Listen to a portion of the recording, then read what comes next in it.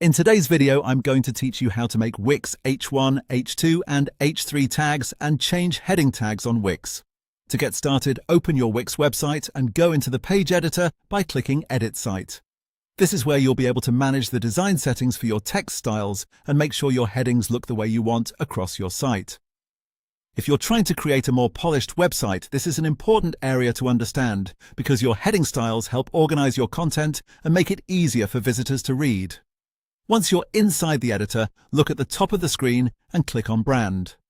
This section contains your site-wide design settings, so instead of changing text one piece at a time, you can update your heading styles more efficiently from one place. After that, click Text. Here, Wix will show you the different text presets used throughout your site, including your headings. From this screen, you'll see the heading options available to you. Choose the heading you want to edit first. For example, if you want to update the main heading style, select that heading and open its settings. Once you're in, you can begin adjusting the appearance to match your branding or overall website design. Wix lets you change several parts of the heading style.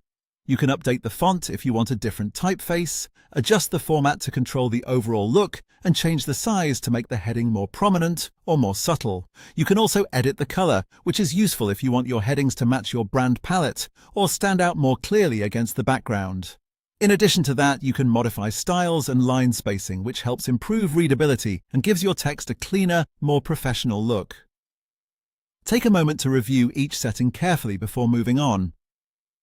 Small changes in spacing, size, or color can make a big difference in how your website feels visually.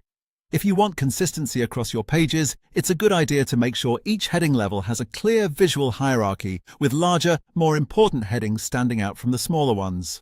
After you've finished editing one heading style, repeat the same process for the other headings. Go through each one and change it however you want until your heading styles are consistent and aligned with the look of your site. That's it. Once you've updated your heading styles in the text section under Brand, your Wix headings will be customized the way you want.